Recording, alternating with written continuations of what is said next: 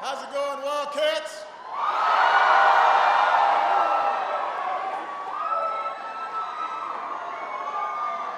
Well, it is good to be back in Flint, Michigan.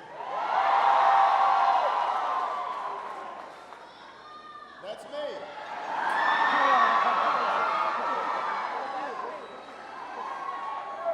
All right, settle down, everybody. Thank you, sir. I appreciate it. All right. Let me do some business here. Let me begin by recognizing some of the guests who are here. Your mayor, Karen Weaver, is here.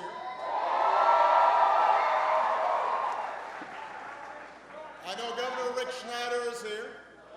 No, because he's here to, we're doing some business here.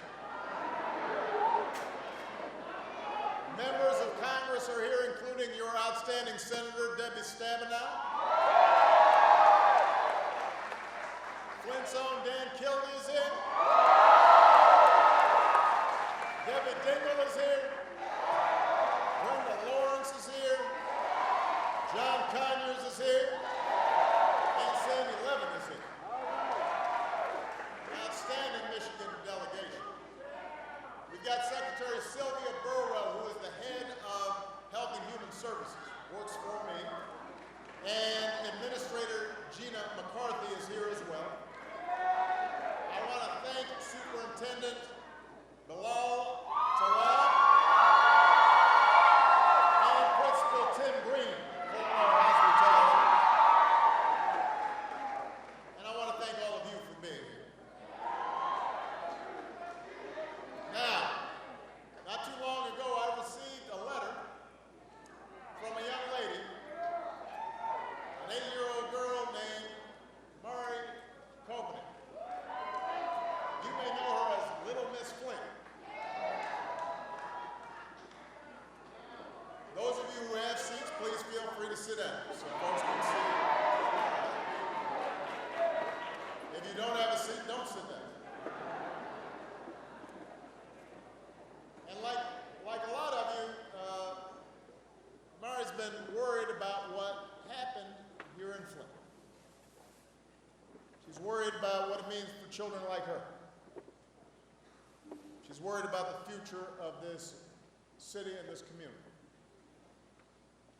So in the middle of a tragedy that should have never happened here in the United States of America, the denial of something as basic as clean, safe drinking water,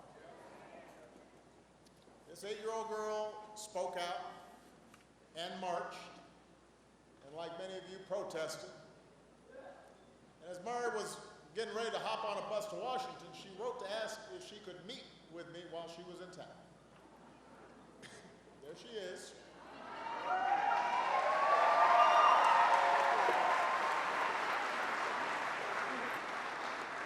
Now, I would have been happy to see Murray in Washington. But when something like this happens, a young girl shouldn't have to go to Washington to be heard. I thought her president should come to Flint to meet with her.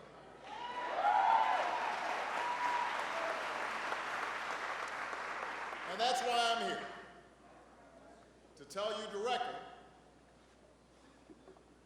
that I see you and I hear you, and I want to hear directly from you about how this public health crisis has disrupted your lives, how it's made you angry, how it's made you worried. And I just had a chance to meet with a few of your neighbors in a roundtable discussion. And I heard from them what I know a lot of you are feeling. That a lot of you are scared. That all of you feel let down. And I told them that I understood why you'd be afraid. Not just for yourself, but for your kids. I also wanted to come here, though, to tell you that I've got your back.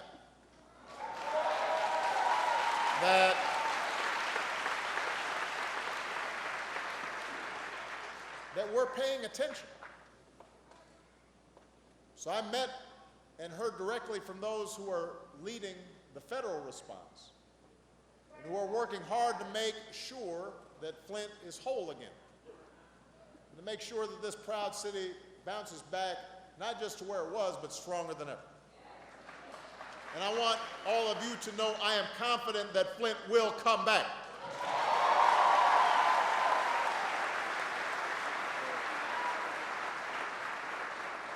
I will not rest, and I'm going to make sure that the leaders at every level of government don't rest until every drop of water that flows to your homes is safe to drink and safe to cook with and safe to bathe in, because that's part of the basic responsibilities of a government in the United States of America.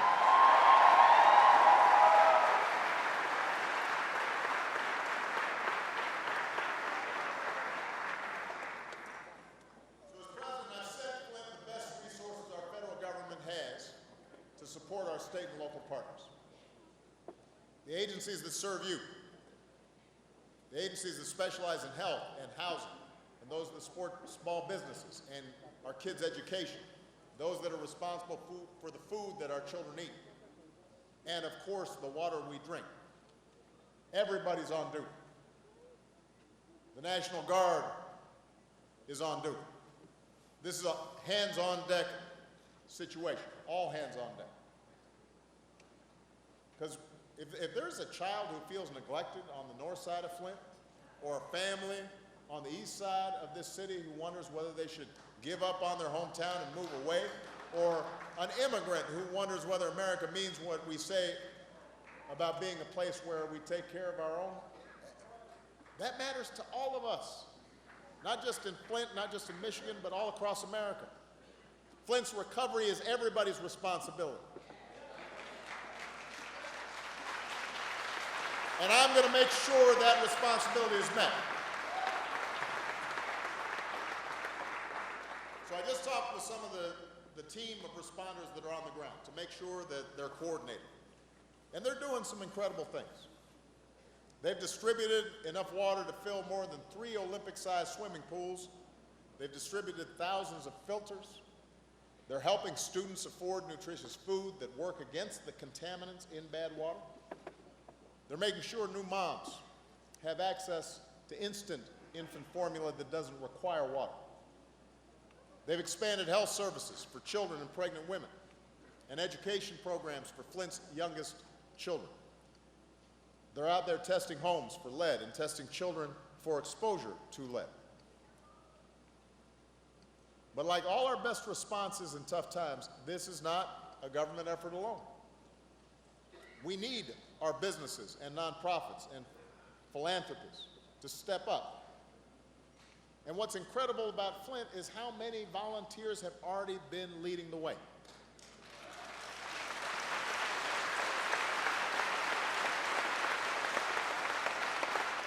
You've got members of one union, UA Local 370, that have donated tens of thousands of dollars and 10,000 hours of their time. They've installed thousands of filters, hundreds of faucets by going door to door, night and day.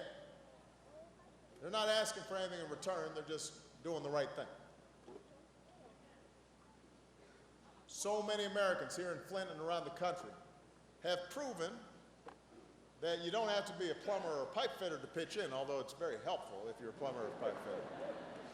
So in March, dozens of accountants teamed up with the American Red Cross to help residents recycle all the plastic water bottles that have been piling up.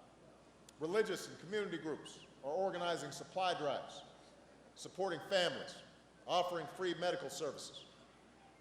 The director of a local dance studio, I understand, found a creative way to help. She's letting people use her studio as a space to support one another by sharing their stories and realizing they're not alone. Even inmates at an Indiana prison came together to donate more than $2,500 to the people of Flint.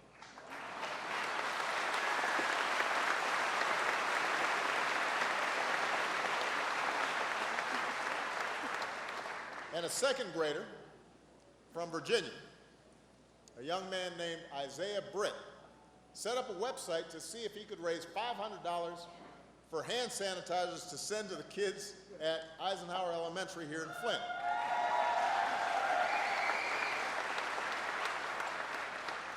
So Isaiah, it's fair to say, surpassed his goal because he raised $15,000. And he explained that the experience taught him just because you're small doesn't mean you can't do big things. So when you think of all those stories, it should be clear that the American people care about Flint. The American people are paying attention and they care about you. And as is true when disasters strike in other ways, people pitch in, they come together. Because they imagine, all right, that could have been me. That's the good news.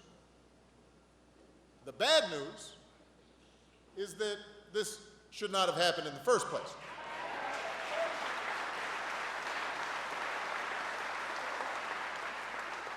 And even though the scope of the response looks sort of like the efforts we're used to seeing after a natural disaster, that's not what this was. This was a man-made disaster. This was avoidable. This was preventable. Now, I'm not here to go through the full history of what happened. Like a lot of manufacturing towns, Flint's economy has been taking hits for decades now. Plants closing, jobs moving away, manufacturing has shrunk, and that's made it harder for the city to maintain city services.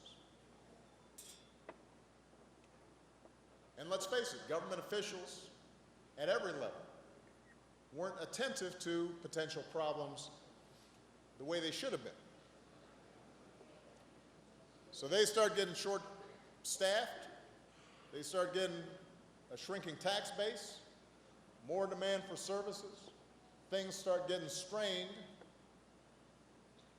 and there's not enough help from the outside. And then when Flint's finances collapse, an emergency manager was put in place whose mandate was primarily to cut at all costs. And then some very poor decisions were made. All these things contributed to this crisis. Many of you know the story. Now, I do not believe that anybody consciously wanted to hurt the people in Flint. And this is not the place to sort out every screw-up that resulted in contaminated water. But I do think there's a larger issue that we have to acknowledge. Because I do think that part of what contributed to this crisis was a broader mindset, a bigger attitude, a corrosive attitude that exists in our politics and exists in our too many levels of our government. And it's a mindset that believes that less government is the highest good, no matter what. It's a mindset that says environmental rules designed to keep your water clean or your air clean are optional or not that important or unnecessarily burden businesses or taxpayers. It's an ideology that undervalues the common good, says we're all on our own and what's in it for me and how do I do well, but I'm not going to invest in what we need as a community. And as a consequence, you end up seeing an underinvestment in the things that we all share that make us safe, that make us whole, that give us the ability to pursue our own individual dreams.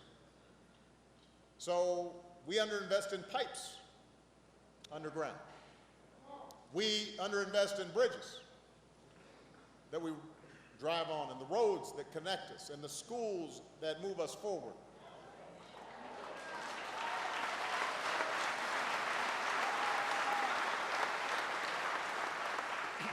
And this is part of the attitude, this is part of the mindset. We especially underinvest when the communities that are put at risk are poor or don't have a lot of political clout, and so are not as often heard in the corridors of power.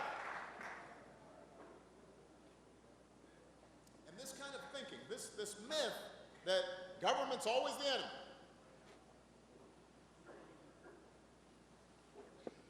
that forgets that our government is us. It's us. You know, it's an extension of us, ourselves. You know, that attitude is as corrosive to our democracy as the stuff that resulted in lead in your water. Because what happens is it leads to systemic neglect. It leads to carelessness and callousness.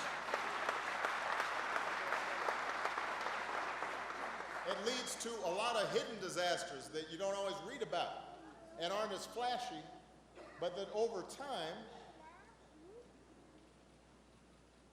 diminish the life of a community and make it harder for our young people to succeed. In one of the roundtables, listening to somebody, I think it was a pastor who told me, you know, it made us feel like we didn't count.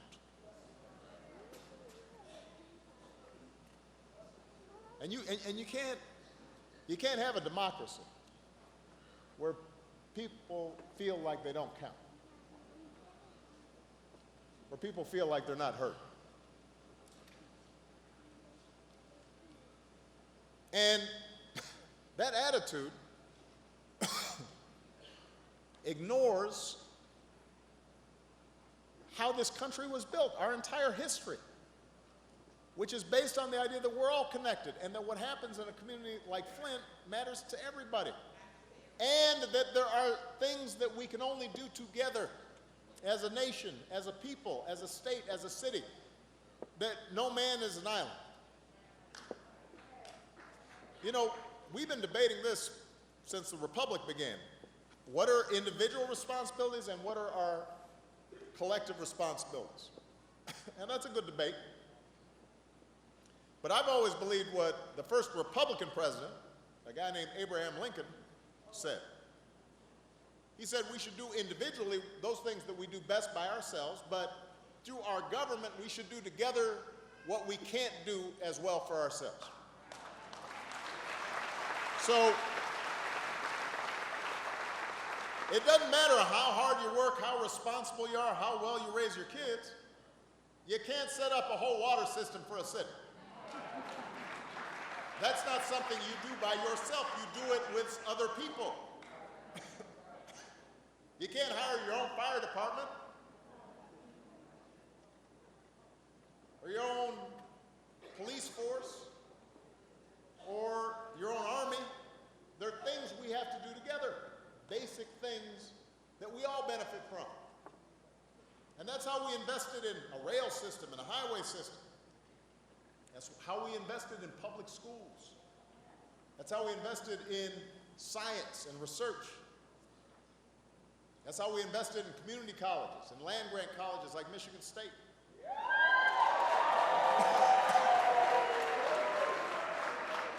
We invested. Can I get some water?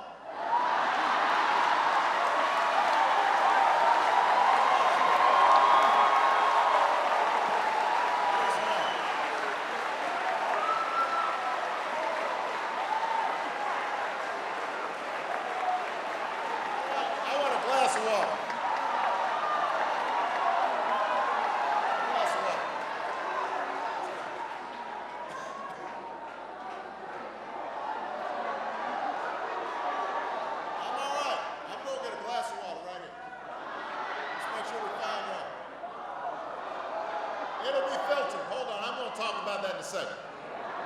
Settle down, everybody. Where was I? We invested in our communities and our cities. And by making those investments in the common good, we invested in ourselves. That's the platform we create that allows each of us independently to succeed. That's what made America great. So the people in Flint and across Michigan and around the country, individuals and church groups and non-for-profits and community organizations, you've proven that the American people will step up when required, and our volunteers, our non-for-profits, they're the lifeblood of our communities. We so appreciate what you do.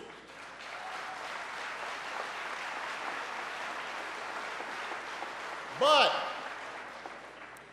volunteers don't build county water systems and keep lead from leaching into our drinking glasses.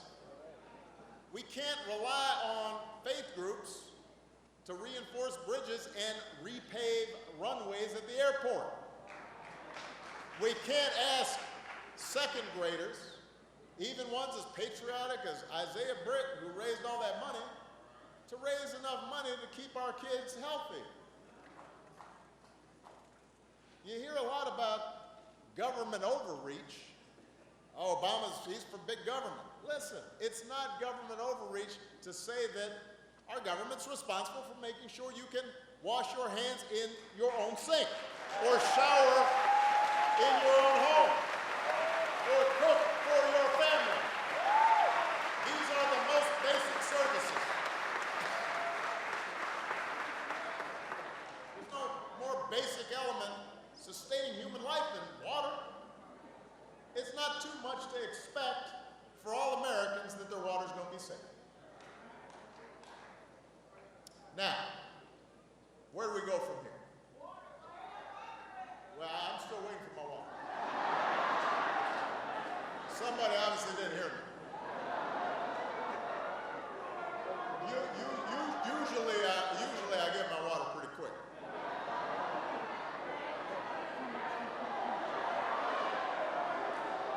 Hold on a second.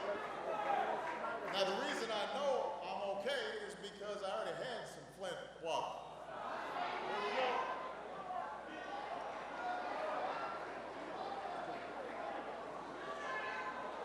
I really did need a glass of water. This is not a stunt. Now, I'm going to talk about this. Everybody settle down. This is a feisty crowd. Hold on a second. All right, everybody settle down. I got some serious points to make here. So where do we go from here? Now, Mayor Weaver has a plan to fix the pipes in Flint. And unfortunately, because the state initially cut so many corners, it's going to end up being more expensive, much more expensive now than it would have been to avert the disaster in the first place. But the good news is that Michigan does have the funds it can use from the federal government to help Flint. The governor indicated that in his budget he has put forward additional funds to replace the pipes. In order for it to happen, and I said this to the mayor and the governor, I had them both in my car, the Beast. I told them I wasn't going to let either of them out until we figured this out. Had Secret Service surrounding everybody. But what I said is that the city and the state and the federal government, everybody's going to have to work together to get this done. So it's not going to happen overnight, but we have to get started. We have to get the money flowing.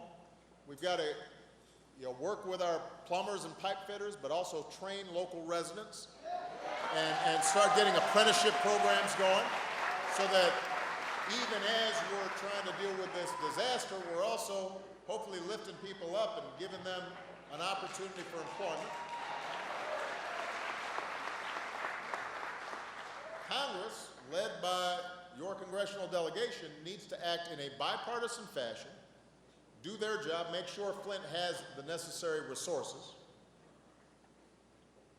And so it's long past time that Flint has a well-managed, monitored, modern water system that protects not just against lead, but other contaminants. All right, so that's our goal. That's one goal. But we've got to do more than just ensure the integrity and safety of your water for the long term. What we also have to do is work as one team, federal, state, and local leaders, Democrats and Republicans, to address some of the broader issues that have been raised by this crisis. The federal officials I met with today are committed to staying on the job until we get it done. But that requires the state of Michigan to step up and be fully invested in this process as well. Today's vote in Lansing to increase funding for health care was a good start, but part of keeping the faith with the people of Flint means making sure that you're first in line for the jobs this effort will create. It means that since the state voted this afternoon to expand Medicaid, every child who lived in Flint while the water was bad needs to be able to get seen by a doctor, diagnosed, make sure that there's follow-up. We can't just promise it, we've got to deliver it. And that means everybody's got to cooperate. Everybody's got to cooperate. And keeping the faith with you also means the state has to step up and deliver the resources that will help not only fix the water, but transform Flint so that it is once again a functioning city with the capacity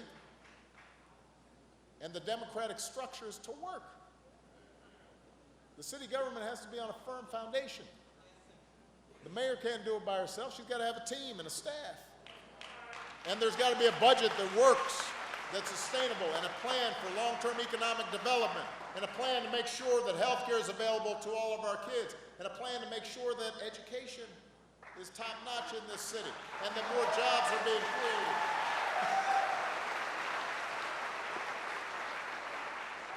And that will require many more of the good works that we've seen from citizens and community groups who care about your families.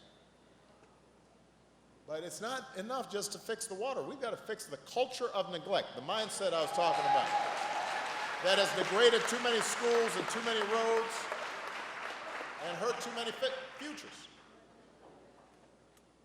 We've got to fix the mindset that only leaves people cynical about our government. Our government is us, of us, by us, for us, the people. So we got a lot of work to do. But I'm here to tell you I'm prepared to work with you on this. I'm paying attention. Now, a couple of specific things I want to address. These aren't in my prepared remarks, but this is what I gathered from the conversations that I had. And I'm in Flint right now, not Detroit.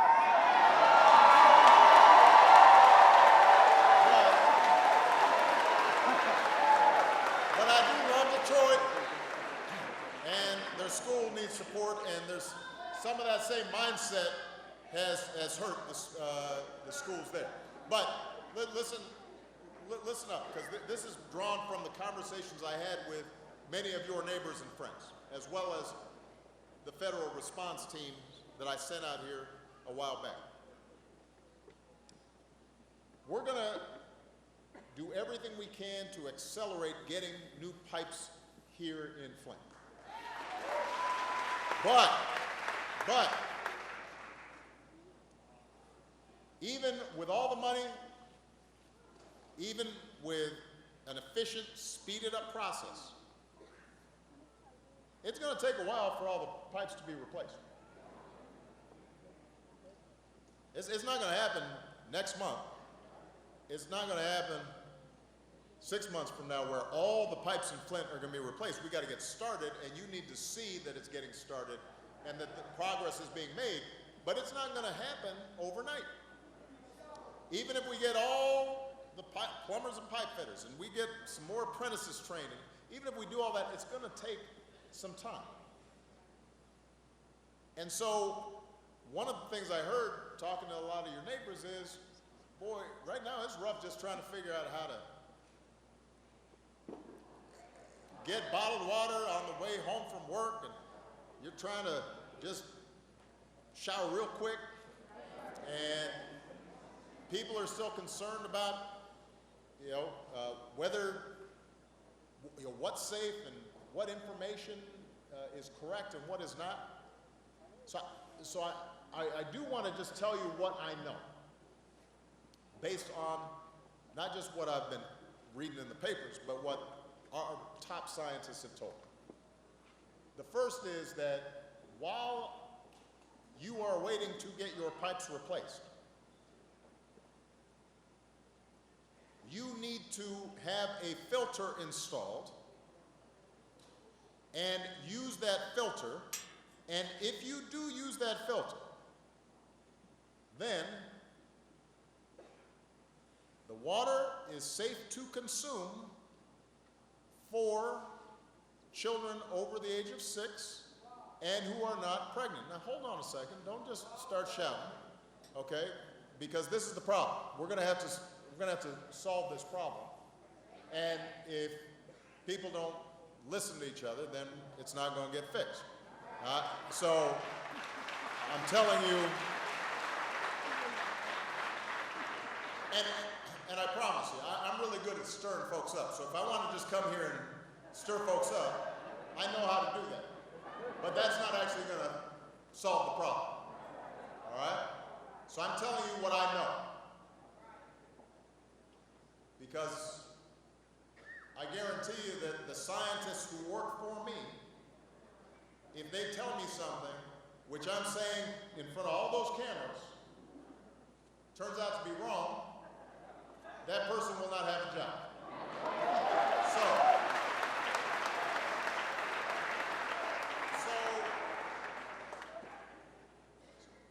So although I understand the fear and concern that people have, and it is entirely legitimate,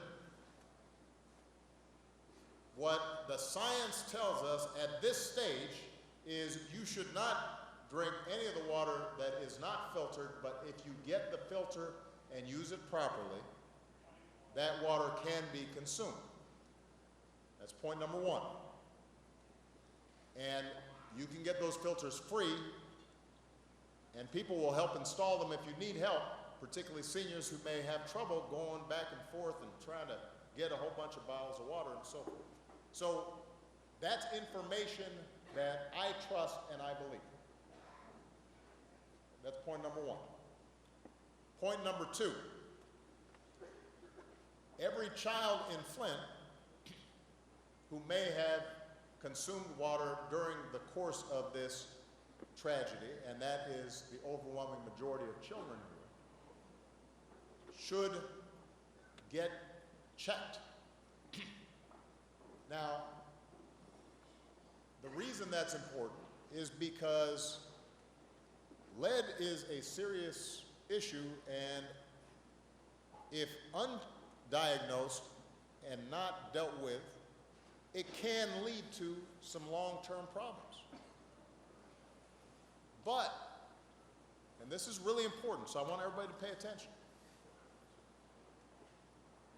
If you know that your child may have been exposed and you go to a health clinic, a doctor, a provider, and are working with them, then your child will be fine.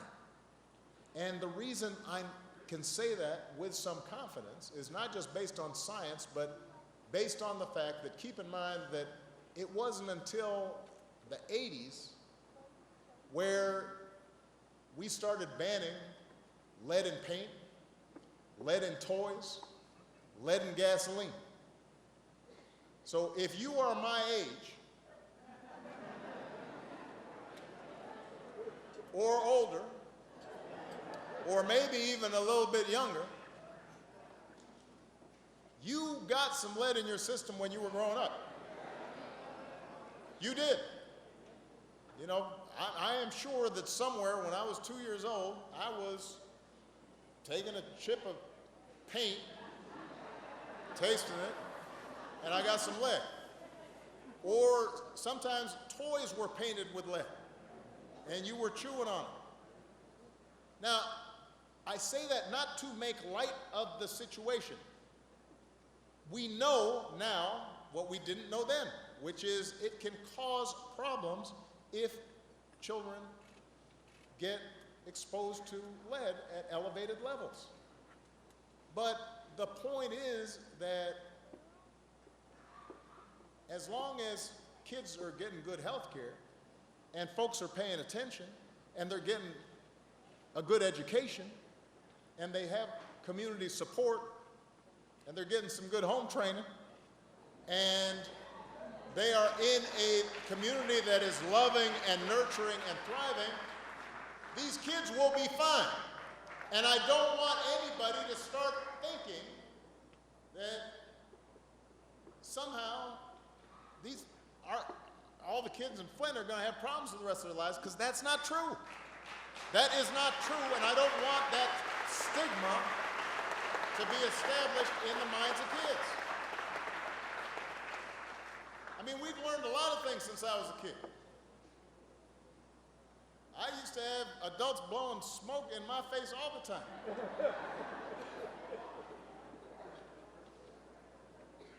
You know, we didn't use seat belts. We wrapped dry cleaning bags around us. Thought that was fun. Folks didn't know. No, but the reason I think this is important is because I heard from a lot of folks who were saying how moms and dads were feeling guilty, they're feeling sad, they're feeling depressed. Oh Lord, how's this going to affect my child? And it's right to be angry, but you can't be passive. You can't just suddenly sit back and sink into despair.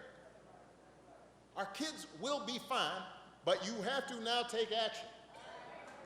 Don't wait for somebody else to reach out and ask whether your child has gotten a checkup recently.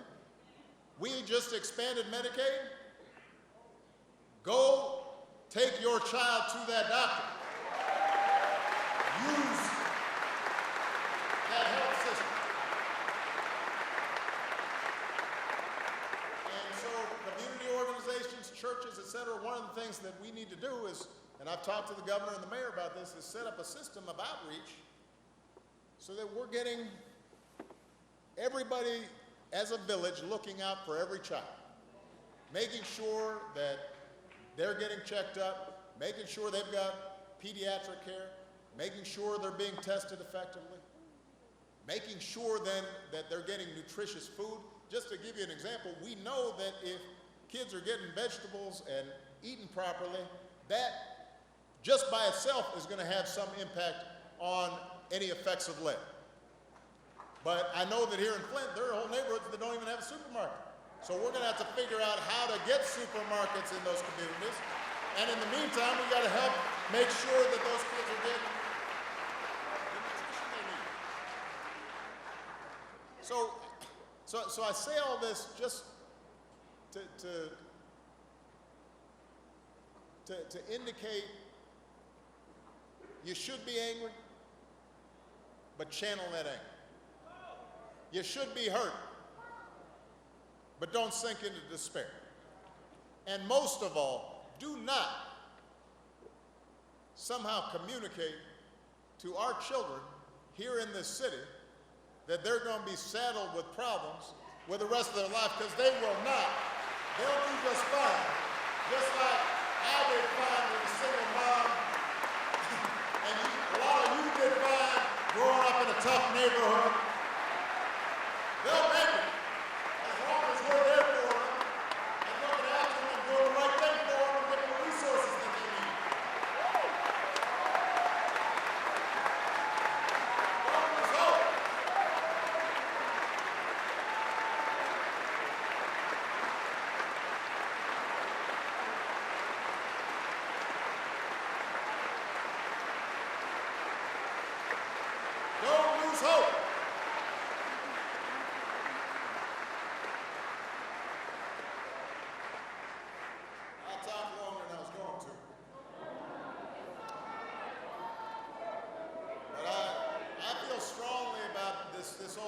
kids now. Kids rise to the expectations we set for them.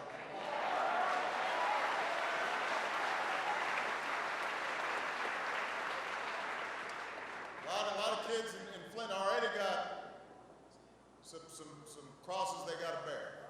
They've already got people telling them, oh, it's too tough for you because you're black or you're poor or they will do fine as long as we do right by them. And that's my intent. And set high expectations for them.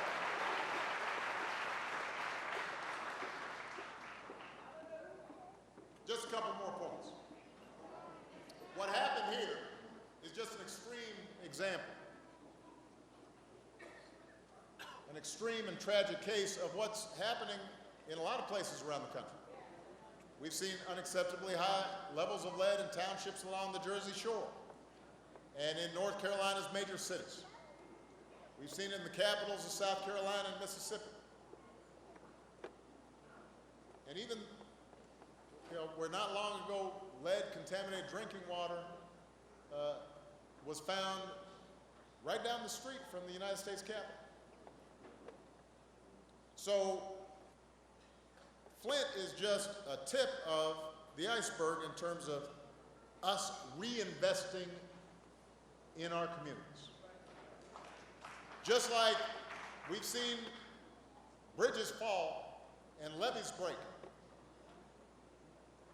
So we've got to break that mindset. These things aren't a coincidence. They're the same mindset that left Flint's water unsafe to drink. And it's self-destructive when we don't invest in our communities. Because a lot of times the people who are against government spending, they'll say, well, the private sector is the key. The private sector is the key for our economy. Free markets and free enterprise are great, but companies won't invest in a place where your infrastructure is crumbling and your roads are broke. You're not going to start a business or be able to recruit outstanding staff if there's no safe drinking water in the city.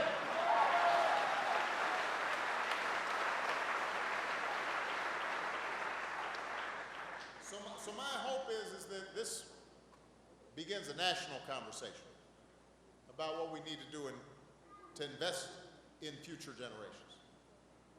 And it's no secret that on this pipeline of neglect, a lot of times it's the most poor folks who are left behind. It's working people who are left behind. We see it in communities across the Midwest that haven't recovered since the plant shut down. We see it on inner city corners, where they might be able to drink the water, but they can't find a job. We see it in the rural hills of Appalachia. We've got to break that mindset that says that neighborhood over there, that's not my problem. Those kids over there, they don't look like my kids exactly, so I don't have to worry about them. Out of sight, out of mind. We've got to break that attitude that says somehow there's less in them and remind ourselves that there's just one big we, the American family, and everybody's got to look out for each other. The kids here in Flint aren't those kids, they're our kids.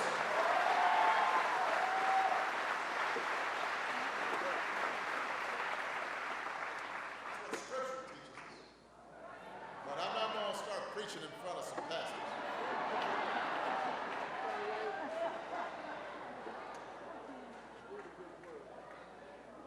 So, let me just close by saying this. I know this has been a scary time. I know this is disappointing. You've been let down. But there is a sermon about a phoenix rising from these ashes. And there is the opportunity out of this complete screw-up, this painful tragedy, this neglect, this disappointment, to actually pull together and make for a better future. Sometimes it takes a crisis for everybody to focus their attention. Because there have been a lot of crises going on in Flint. They just weren't as loud and noisy and nobody noticed. There are a lot of small, quiet crises going on in the lives of people around this country. And this helps lift it up. And when we see it, and we understand it, we feel it, then maybe we start making a connection with each other. And that begins to change our mindset and improve our politics and improve our government to make it more responsive and more accountable. And the good news is that that's the natural mindset of our young people.